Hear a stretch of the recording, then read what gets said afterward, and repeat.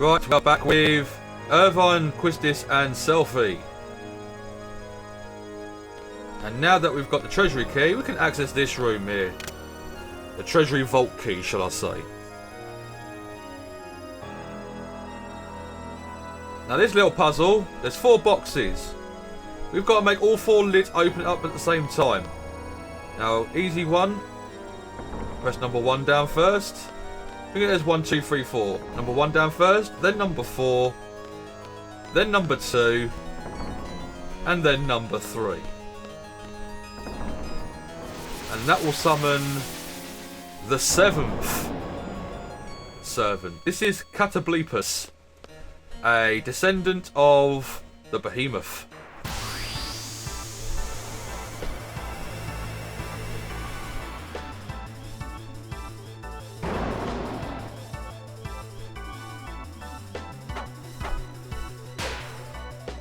I am Catoblepus. What do you humans plan to do against the likes of me? Well, kill you, to be perfectly honest with you. Now, have Quake or Water junction to your elemental attacks, because this guy's weak against Earth and Water. Alright. That's why my guys are doing quadruple 9 damage. And as a last resort, he will cast Meteor to end the fight. A bit like Krista with Ultima. Well, Catoblepus will use Meteor.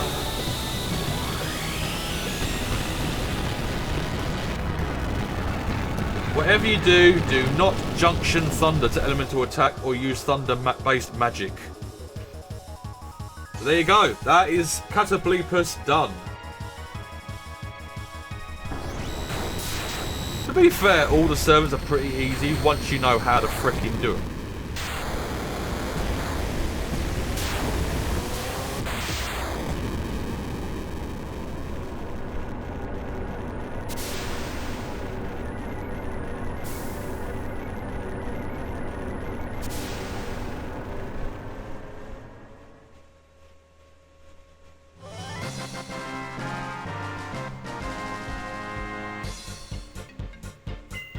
We have got 1 more servant left to face.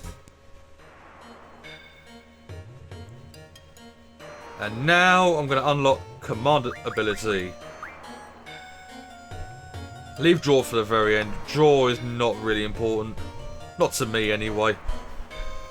If you guys are still drawing at this stage of the game, then by all means have draw up there, you know, further up in your list of priorities, but for me, draw was the least of my concerns. Back to Squall, Zell, and Renoa.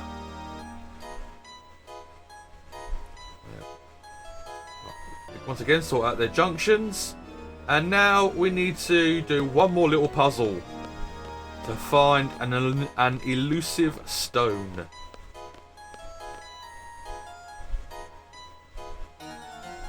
We're going to be on the hunt for the Rosetta Stone. Now, we need to go to this massive organ at the back of this chapel here. And the idea is you need to... It will come up with the sheet of music, the sheet music. The idea is you've got to literally press X, square, triangle, circle, and all 4 shoulder buttons at the exact same time. Like that. Oh, fuck, I pressed... button. No! Oh, wait a minute. Let me just see if this will work. I'll do it again to be on the safe side. You're only supposed to have done that once, but my finger slipped and I accidentally pressed the button, so I don't know whether it's going to work or not, but come out of that, we'll soon find out.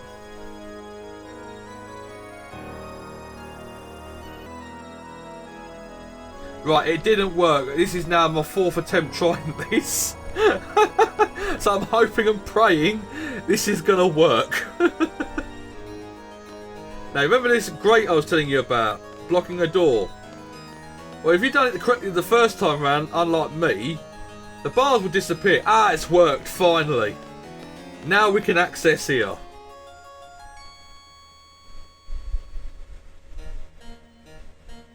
come down here. Because we used the floodgate key to drain the water's gone down completely, so we can now walk across.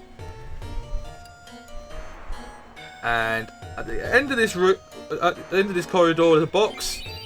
Rosetta Stone. There we go. Now through here is... Remember the dungeon? The door said it was locked from the outside? Well, now we've unlocked it. Auto lock system has been disengaged. And now that's another way of getting into the dungeon, okay? Now the Rosetta Stone, yes, a unique item. The Rosetta Stone allows your GF to learn ability times 4. Now ability times 4 allows the character junction with that GF to equip up to 4 character abilities.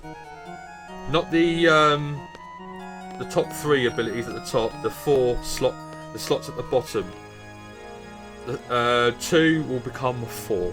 Alright, so you get more choices to equip more stuff to your characters, basically. Things like encounter none, return damage, stats, abilities that will increase your stats, like strength plus 20, magic plus 20, things like that. You get more room to have more onto your character, alright?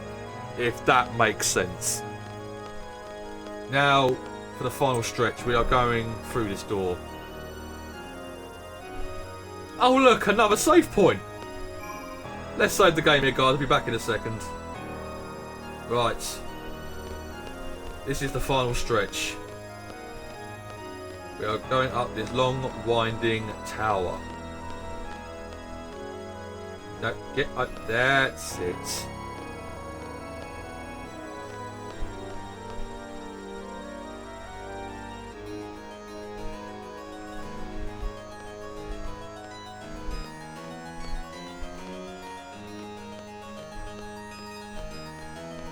Now, the path leading to the final servant of Ultimecia, we need to ride the bell. Remember saying we are climbing up a clock tower. So there is a bell at the top here. We've got to ride it to the other side.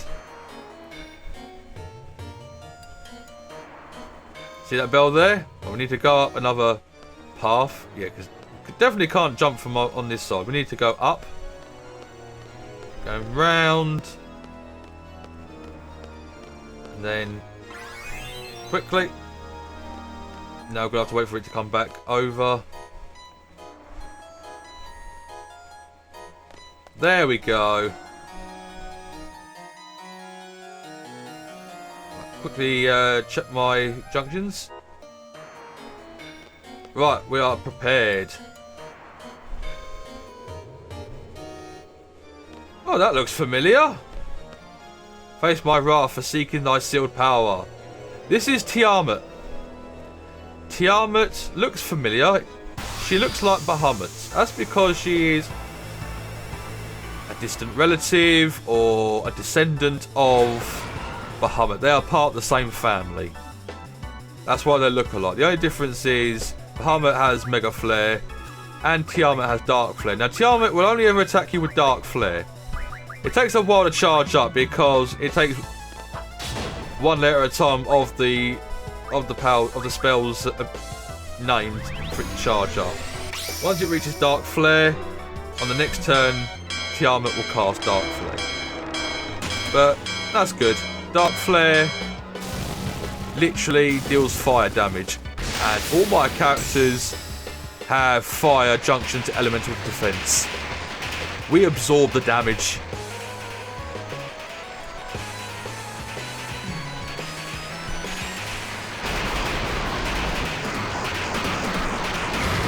Once again, my usual strategy, use Doom Train to inflict Vitality 0.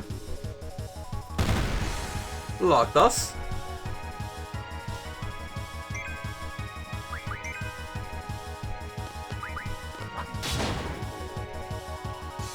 I think he's going to cast a Dark Flare.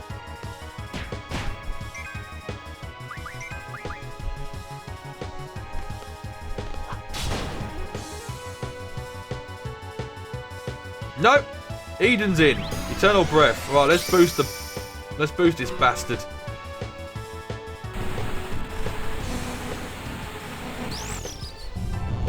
One 9, trying to concentrate so I don't fuck up.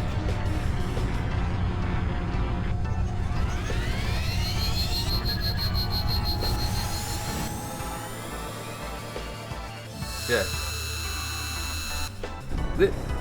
This summoning animation is the easiest to boost to max, but it can also the hardest to actually not try and press the square button when the exit appears, even by mistake, because it will trick you.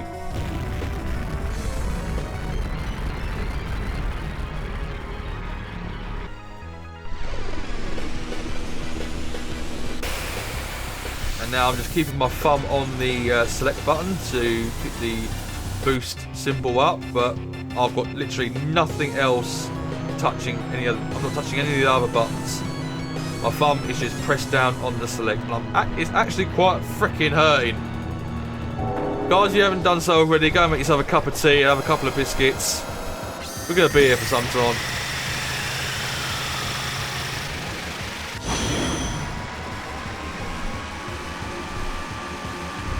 There we go. I'm still pressing down the select button because I don't want to... 31,000, nice. Yeah, there's only 2 things in this game. 3. In terms of total damage, there's only, 4 things. Here's Dark Flare. 4 things in this game that will break the damage limit. One is Eternal Breath, Eden's attack.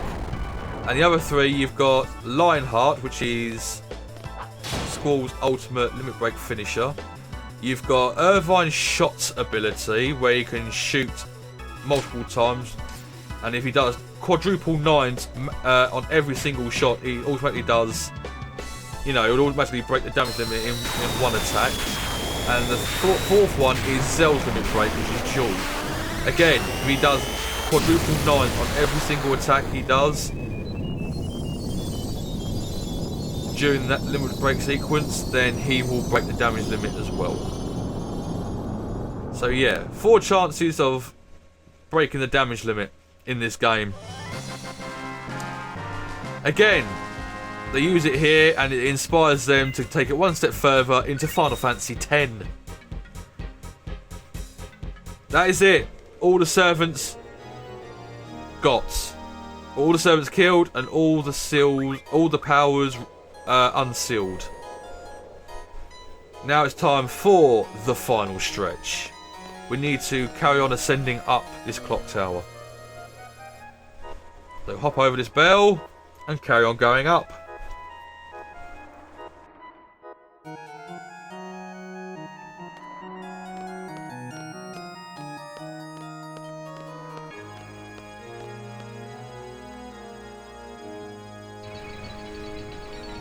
Through here, down the clock face, as you'll see in a second. The clock face is perfectly aligned up with a ladder next to it.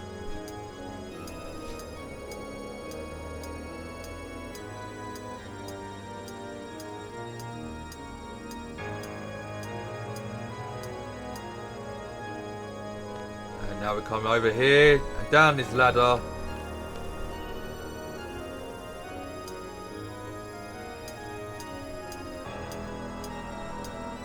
And this is the final corridor here, guys. Right ahead is the throne room where Ultimecia resides. And as you can see in the distance there, there is a save point. So I'm going to save the game here, guys, and call this a session.